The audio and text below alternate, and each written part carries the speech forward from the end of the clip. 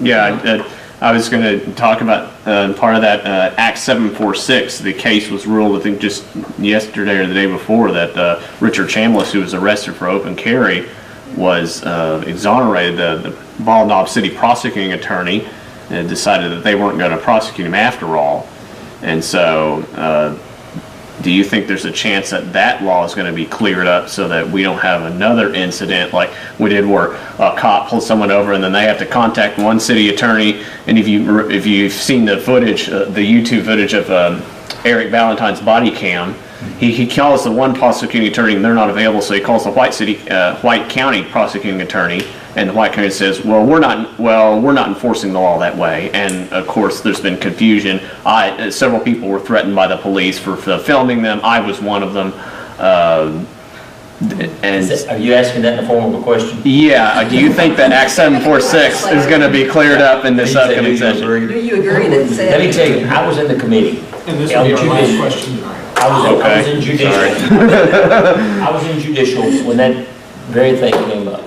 And Alan Clark, the senator from Hot Springs, said, here's what we want, here's what we're trying to accomplish. We are trying to accomplish to define a journey. I'm in the committee. I don't know if anybody else in this room. You may have been, I don't remember. But I was there and I was sitting across. And he said, all we're going to do is define a journey. Because there's always been a question about what's a journey in the law that is currently written. And he was making an effort to clarify what a journey was. And from that sprang these 1,000 different interpretations. I hope we clear it up. I hope we write it so clear that no one misunderstands it. But as long as lawyers are up there and lawyers get paid to interpret it, it probably will be just as confusing when we get through with it. But I know the intent was not to create open. I know that. I was in the meeting. The intent was to define a journey. Now, somebody may have been less than honest with us. But I know exactly what the man told me. It was trying to define a journey, because a journey was historically just outside your immediate area. And now they've redefined it to travel outside your county, which is much more restrictive than what it was before, in my opinion. When it was written 100 years ago, you're riding a horse and you're going 3 or 4 miles, you need a gun. You could be robbed. You could be wild animals. There's a whole host of things that you needed a gun for. Now, you can be robbed in the same thing, I guess, for different reasons, but I hope we simplify it and clear it up, because the Supreme Court eventually, I guess, will get it and they'll make a decision on it. So much for that. I mean, it's as clear as mud. They're not prosecuting in Long County. If you remember in Cabot, Arkansas, they had a guy travel from Jacksonville with a gun on Saturday night across the county line going to Walmart. And some lady got all antsy because she seen the gun. She called the police. There are some intent. If you're carrying one, you got to be careful.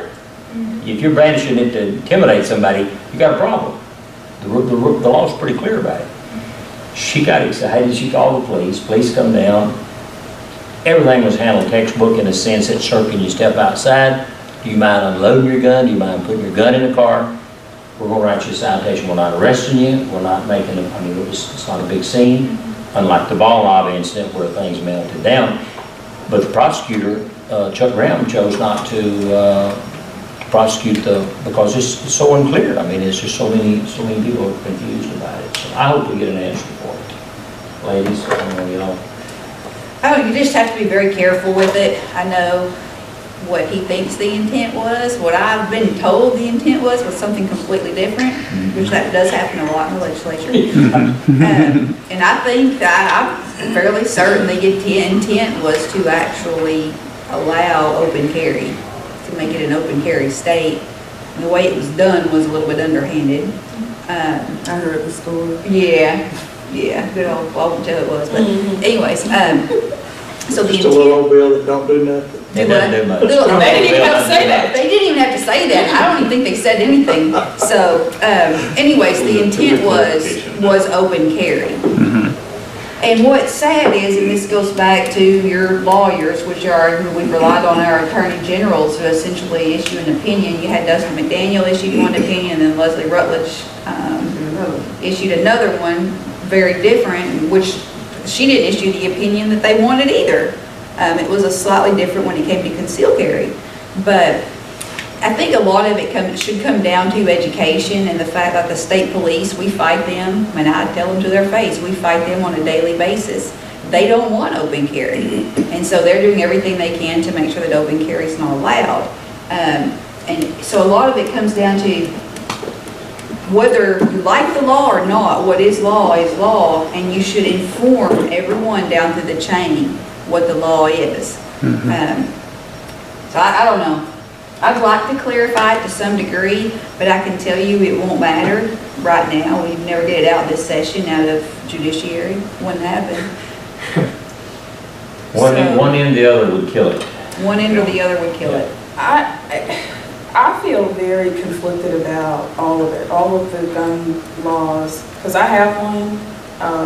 I didn't get it yet. I did a class for it to have the concealed weapon. I live by myself, and you know, so I feel like I need to be able to protect myself. At the same time, it scares me to think that anybody can just walk anywhere with a weapon, and you know, it's almost like where does it stop? And what does this do for our police force who are out there fighting a good fight, and they don't know? How do you tell the difference if everybody starts carrying a gun? You know, I said if they legalize open carry at the Capitol, I'm coming. You all watch for this, because I'm coming to work in some chaps. I'm gonna have guns on both sides.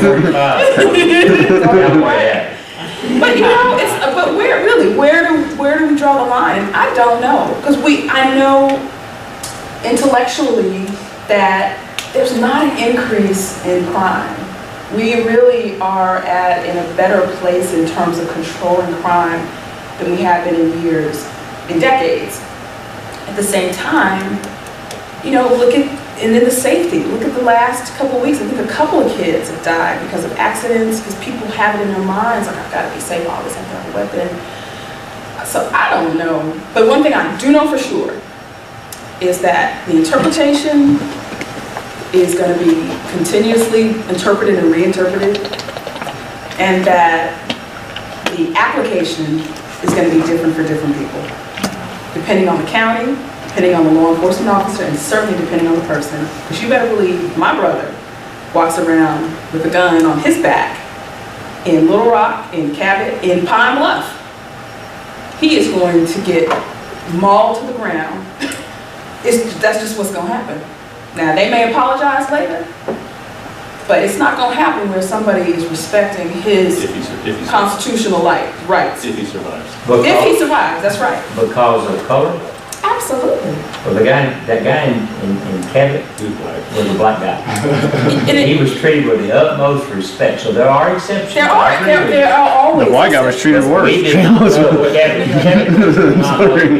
But in the bottom line with that application, when you're the police officer, and I get this, and you're out there and you see the worst of the worst every day, like that's what you are called to respond to, you see people differently.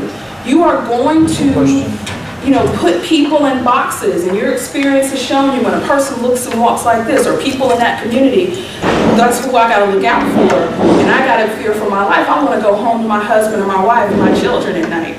I get it. But then on the other side, you have real people too, who have fears. And so, you know, certain communities don't get protected like other communities because they're poor, because it's laden with meth. You know, people think this is a black issue. Again, most of these issues affect a whole lot of white people who aren't allowed to say, I'm poor and I need help, or, you know, I've been mistreated by the police. So, because I can show you a whole bunch of videos of white